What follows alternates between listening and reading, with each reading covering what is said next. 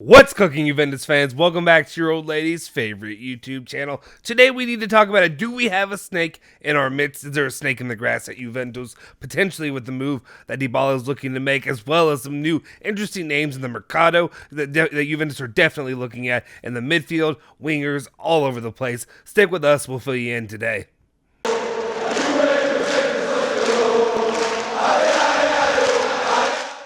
Ciao ragazzi, welcome back to the Bianconeri Zone. My name is Justin Sofro. Today, it's Tuesday, April 5th, 2022, and of course, I have your latest rundown of all things Juventus, all the news that you care about each and every day, get you in and about as quickly as possible, just give you the rundown of what we know about Juventus and what they're doing. Before we do that, smash that like button, hit that subscribe button, and hit that bell icon to stay notified for all of our latest videos.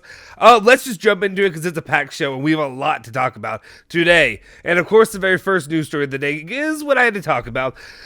Do we have a snake in our midst? Does Juventus have somebody who is potentially working for the other side already? And that is because Nicolas Sciglio is reporting about Dybala and his potential move, saying that Inter are leading the race to sign Paulo Dybala as a free agent in the summer.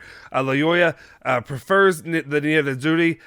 They had a positive meeting with them, and PSG has only been in conference calls so far. Their bids over Atletico Madrid. As anticipated, an intermediary is also working on Premier League's market. So we'll see. There's still more things that could develop when it comes to where Paulo Dybala could land. But right now, there's serious interest from Inter, and it looks like it's starting to be reciprocated by Paulo Dybala. I know some fans will take this as a huge strike, and I know that I also made some comments during the match against Inter saying that Paulo Dybala in the second half already seemed like he was his mind was elsewhere. The play was elsewhere. He was looking at Barcelona or in Madrid, and maybe I was wrong. Maybe he was actually looking right down the road at Milan, and that's where he could be.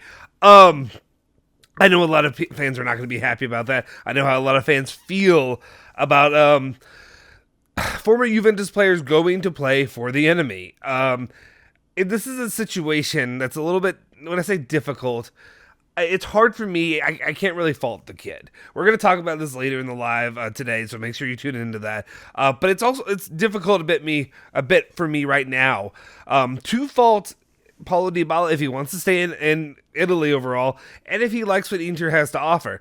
Not saying Inter, to me personally, would think it's a positive place to go, something that I would be willing to do, but if it comes to money, if it comes to making money, staying in Italy where you're comfortable, I can't really fault him if that's what he wants to do. It's his decision to make. Juventus cutting those ties, and sometimes that's the fallout there. I wonder also, personally, I wonder if Dybala is a bit more, has more strong, difficult feelings with Juventus because of the way that it kind of all fell out. We're definitely going to talk about that today, so make sure you tune into the live. We'll have a lot of conversation about that as well as other mini topics that we have. Speaking about other topics, though, we have Inter having more interest than maybe not just Paulo Dybala, and that's Corriere dello Sport's reporting that Inter are monitoring the Bernardeschi situation. That's what we got for you. they want Dybala and they want Bernardeschi. Continuing on from that, though, Dario Pellegrini goes on to confirm about Bernardeschi in the situation, regardless of some Inter-Ested. He says that I have received confirmation that Bernardeschi's contract will not be renewed. Today, there is no certain date for the meeting between the player's entourage and the management of Juventus, who are unlikely to propose an offer. So as it seems right now, we've talked about this before, it looks more and more likely that Arriva Bene and Cherubini are willing to make the difficult decisions on players that maybe haven't been as fruitful during their time at Juventus. Maybe it's time that we let them move on. And I think that's the decision they've decided to make on top of Dybala and as well to go with Bernardeschi. Let's continue on, though, in the news of what we have for you today. Like I said, it's kind of a packed show, so I want to go quickly because otherwise you'll be here all day. Next one up, we talk about the Juventus Mercado strategy, and Tutto Sport says they've got it figured out. They know what Juventus are going to go and how they want to go about it, and they say that priority number one, Zaniolo, then a regista, and then a left back, and that's exactly how they want to go about it in the club's priorities for the summer, and those are the three they're going to go about in order. Zaniolo, a regista, and a left back. and then we'll see what follows out from there. We know center back's another option that Juventus are looking at, as well as maybe potentially a forward there. And I know Zaniolo can be utilized in the attack. We'll see how they plan to play him. But going off of that, this is where we start to dive into the midfield and what Juventus' strategy and some of the options they have there in the midfield for Juventus in this Mercado. Here are the names that you're going to be hearing, starting off with, of course, Zaniolo, since we just brought him up, because Zaniolo Sports reporting saying that there have been a positive contact between Juve and Zaniolo's agent. Convincing Zaniolo, therefore, would not be a problem. Talks with Roma could be.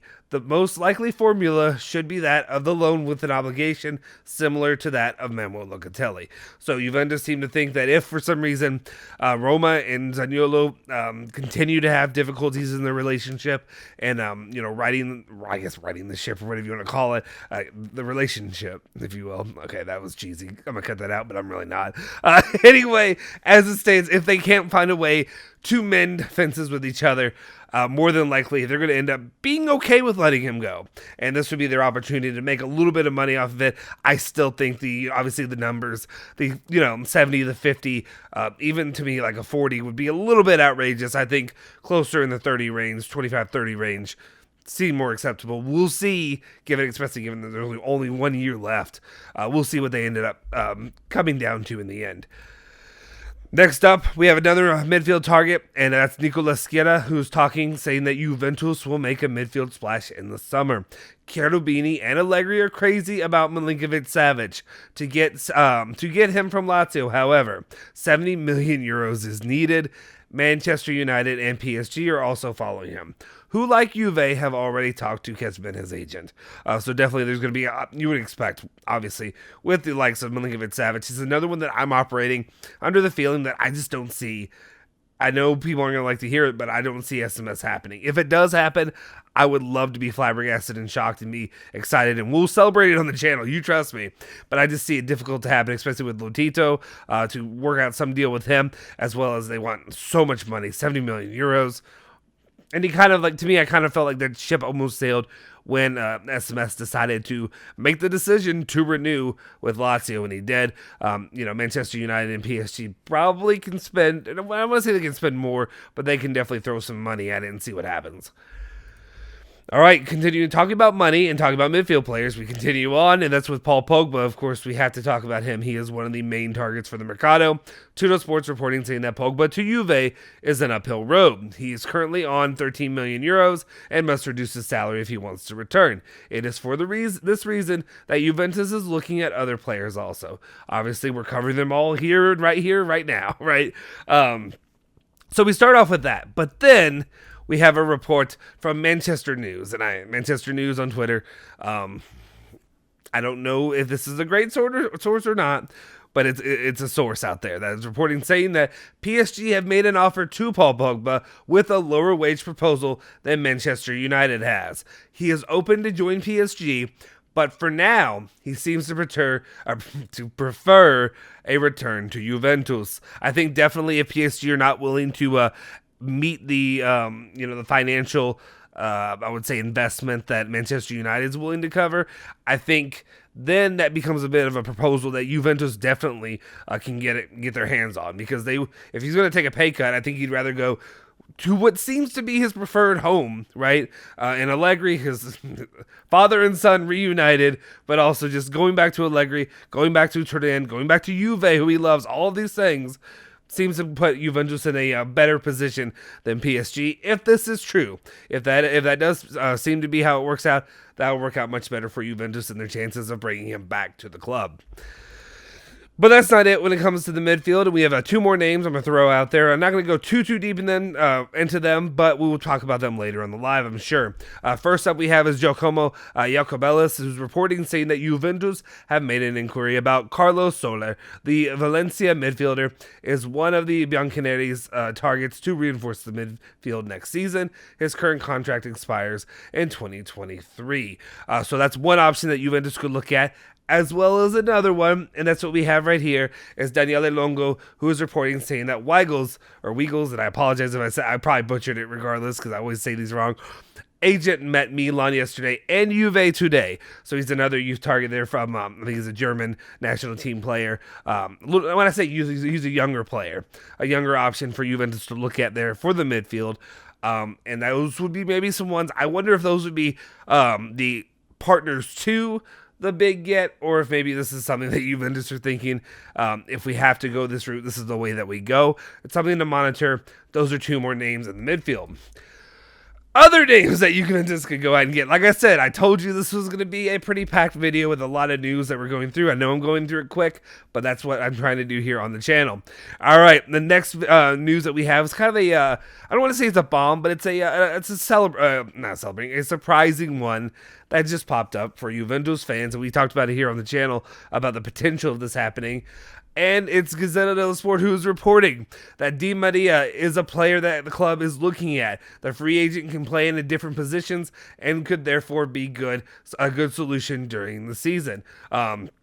This could potentially be your winger signing, the signing that could really give Juventus a boost for the short term, though. I want to stress short term. If Juventus sign him from PSG, that would give them an option to bring in an experienced player. Obviously, he's in his mid-30s, getting long in the tooth there. So you don't want to sign him on for any long-term contract. If you sign him for a year, 2 years, something like that, that seems acceptable and could be a nice little boost. To really get the ball rolling, if you will, when it comes to competing for the Scudetto. Not just say competing to win the Scudetto, and then as well see what they can do in the Champions League, though, again, a short-term resolution, not for the long term. Let me know your thoughts on Di Maria in the comment section down below.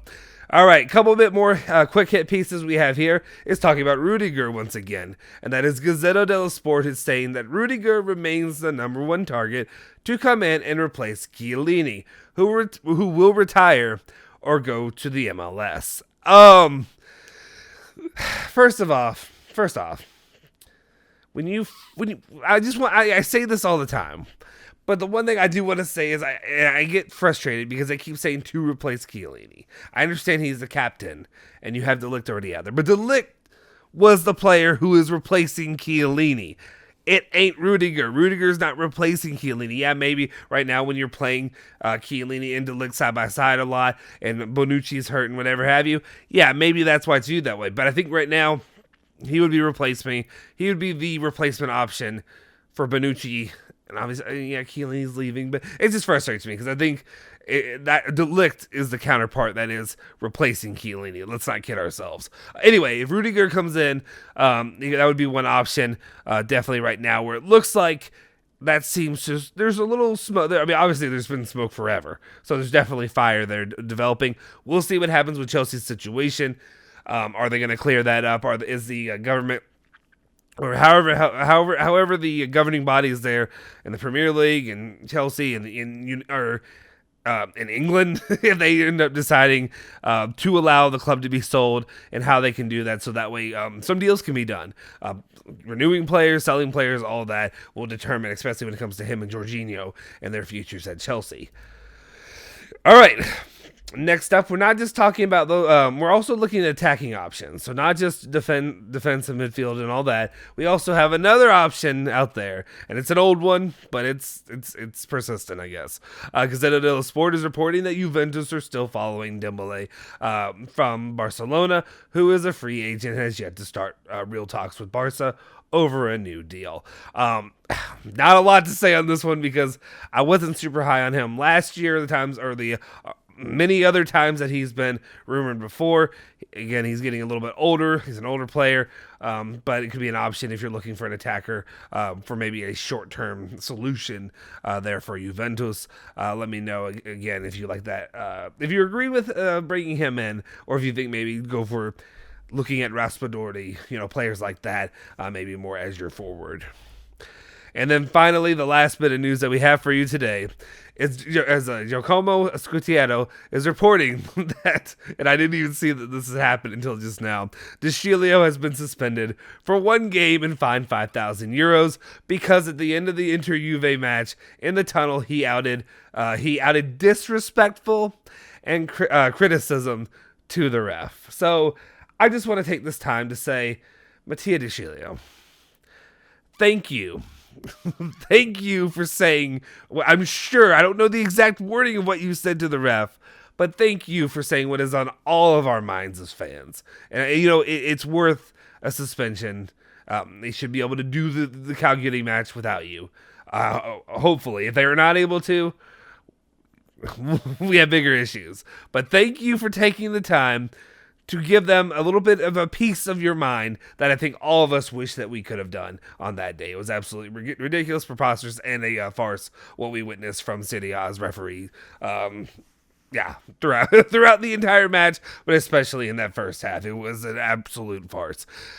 Anyway, guys, that will wrap it up for the news today. I actually got through it quicker than I thought I would. That's the whole point. We want to do it quick. We want to quick hit it, but we also want to give you all the news that we have each and every day. But please make sure you go ahead and hit that like button, smash that subscribe button, hit that bell icon if you haven't already. It really does help the channel if you like the video, so please do that. It's free. What else do we have to do? I have to beg you here, right? Anyway, if you haven't already, consider joining the member squad as well. You get a lot of cool benefits, joining the lives, stuff like that. A lot of really cool options there if you can become a member. If you haven't already, make sure you follow Bianconeri Zone at Bianconeri Zone on Twitter, Instagram, and Facebook. And also follow me at Justin Sofer on Twitter as well. I'll see you guys next time. Forza Juve, Forza Bianconeri.